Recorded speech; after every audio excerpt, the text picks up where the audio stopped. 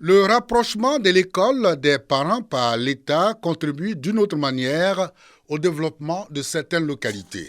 En témoigne le fonctionnement du collège de proximité de Fumbolo qui a ouvert ses portes en 2018 avec 232 élèves. Il a aujourd'hui un effectif global de 901 élèves, dont 199 candidats au BEPC section 2021-2022. Plusieurs initiatives à l'actif de ses responsables en faveur de l'animation de la petite ville de Fumbolo, comme c'est le cas avec la journée de l'excellence dans le dit établissement. Aux cadres, aux populations, aux parents, à nos partenaires, de toujours continuer de nous soutenir en vue du bonheur de nos apprenants, en vue de leur réussite. Plusieurs prix destinés aux meilleurs élèves des classes. La cérémonie de distribution des prix aux meilleurs élèves du cycle 1 a permis aux acteurs du système éducatif et à la marraine de la première promotion des élèves de la 3e de communier. Nous octroyons des kits de toilettes à ces petites filles chaque mois afin qu'elles puissent se prendre en charge pour se maintenir dans le cursus scolaire. Là, je salue le président de la République. Sur 23 villages, nous avons pratiquement 19 villages qui sont électrifiés. On cherchait l'électricité. Maintenant qu'on a, on ne veut plus aller à l'école, on veut jouer. Mais ça, c'est le manque de communication, les parents avec les enfants et tout ça. Mais on est au travail, je pense que tout ça va s'arranger. Le collège moderne de Fumbolo fonctionne bien, mais le fonctionnement n'est pas parfait. L'eau pour les toilettes et les équipements pour les salles spécialisées sont les besoins de l'établissement. Célébrer l'excellence, c'est aussi accorder du crédit aux talents intellectuels des petits génies qui ont brillé par leur acharnement au travail après une année de dur labeur. C'est tout le sens de l'organisation d'une journée d'excellence au Collège moderne Albert Yédé à Gaumont dans le département de Sikensi. Journée initiée par Félicien Yédé, fils de cette localité. La présente cérémonie de récompense est aussi un événement capital en raison de son cachet de l'excellence, car la reconnaissance du mérite, qui est source de motivation et de progrès, est un impératif pédagogique qu'il faut entretenir continuellement. J'invite solennellement toute la communauté gaumonnoise à joindre leur voix à la mienne pour témoigner notre infinie gratitude à son Excellence M. Alassane Ouattara, président de la République de Côte d'Ivoire. Daniel Okoma Ecclésias s'est démarqué avec une moyenne annuelle de 17,71 sur 20. Il se distingue des 10 meilleurs élèves ayant reçu des tableaux d'honneur. Mes remerciements vont à l'endroit de Dieu qui a permis aujourd'hui aussi que je sois là. En deuxième lieu, mes parents. C'est eux qui ont pris ma lourde charge de me scolariser et me mettre ici. Et aussi au personnel administratif de mon école, car c'est eux aussi qui ont fait aujourd'hui de moi ce que je suis. Je les remercie.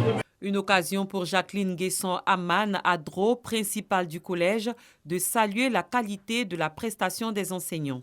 Je vous dis merci pour le travail abattu. Foncez encore. Nous voulons vraiment dire merci à travers cette journée à nos élèves.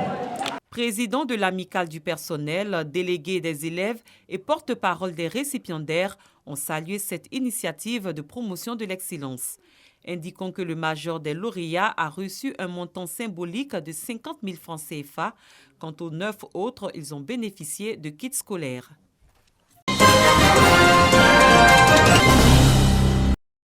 La production nationale de la noix de cajou connaît une hausse chaque année en Côte d'Ivoire.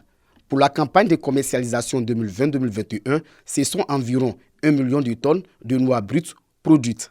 Une production qui fait de la Côte d'Ivoire le deuxième producteur mondial. En dépit de la quantité, la qualité de la noix de cajou made in Côte d'Ivoire reste souvent à désirer. Les mauvaises pratiques de récolte et post-récolte sont les principales raisons. Le délai de ramassage est assez long. Par exemple, 7 jours, voire même 14 jours. Eh bien, les noix de cajou qui sont au champ, à même le sol, les moisissures ont le temps de proliférer et de sécréter des substances très dangereuses pour le consommateur. Lorsqu'on sèche les noix de cajou sur des bâches ou sur des airs cimentés, eh bien cela impacte la qualité des noix de cajou. Pour une meilleure qualité de la noix de cajou de Côte d'Ivoire, le Centre de recherche en toxicologie et hygiène appliquée a mené des travaux de recherche. Pendant 4 ans, des équipes ont sillonné les zones de production de Mankono, Bondoukou et Dabakala. Ces chercheurs ont travaillé sur les conditions de production. Les résultats des travaux sont publiés et présentés aux producteurs. Nos expérimentations ont permis de noter que 2 jours serait vraiment l'idéal, voire un jour, ou alors chaque jour, voilà, il faut ramasser. Il faut aller jusqu'à 6 jours pour obtenir un taux d'humidité qui soit autour de 8%. Il faut noter que le support de ces charges a un impact sur la qualité des noix de cajou. Des résultats salués par les producteurs. Ça nous a permis de maîtriser le processus de la production de l'anacade jusqu'à l'atteinte de la norme qualité. On va leur enseigner sur les pratiques. Les pratiques que ici le professeur James et son équipe nous ont vraiment enseigné. En Côte d'Ivoire, la filière anacade occupe environ 400 000 producteurs. Elle représente la 3e source de devises du secteur agricole derrière le cacao et le VA.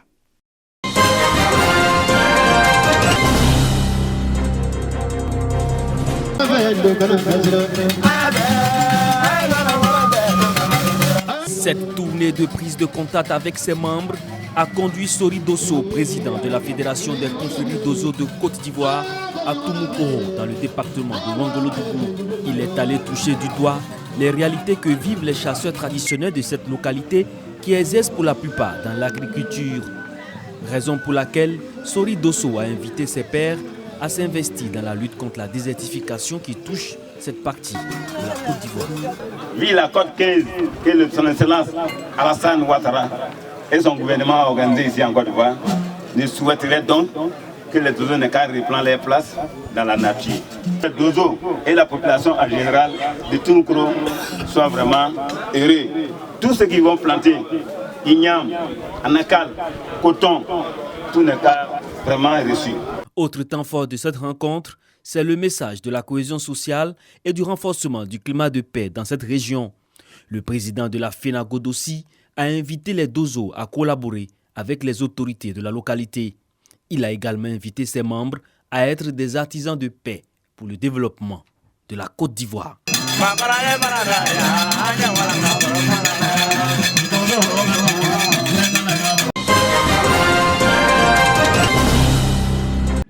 Néniaka, village de la commune de Frounan, région du Hambol, rattrape la vacance du pouvoir traditionnel. Pouvoir rester vacant durant quelques années après le rappel à Dieu du dernier chef. Une situation qui a mis en veilleuse tous les projets de développement du village. Konelié Ourou Armel a désormais la mission de conduire le sort de Néniaka en réunissant les cadres. Le nouveau chef a reçu ses attributs traditionnels et son arrêté de nomination. Le sous-préfet de Frounan a rappelé au nouveau chef les missions rattachées à sa nouvelle fonction.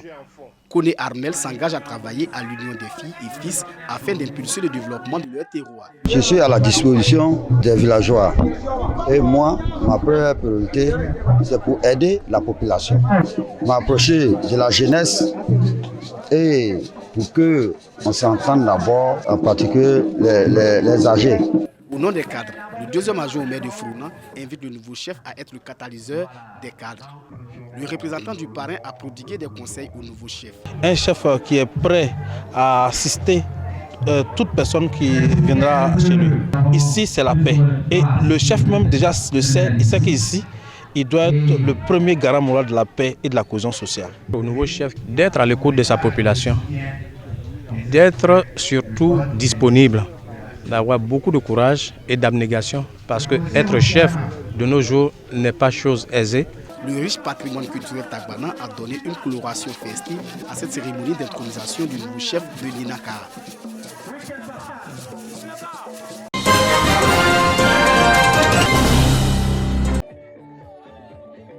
« 200 femmes défavorisées issues de plusieurs associations de la ville de Bouaké célébrées par la GECI, Génération émergente de Côte d'Ivoire. Une organisation qui travaille pour l'autonomisation de la femme en les accompagnant à créer des activités génératrices de revenus.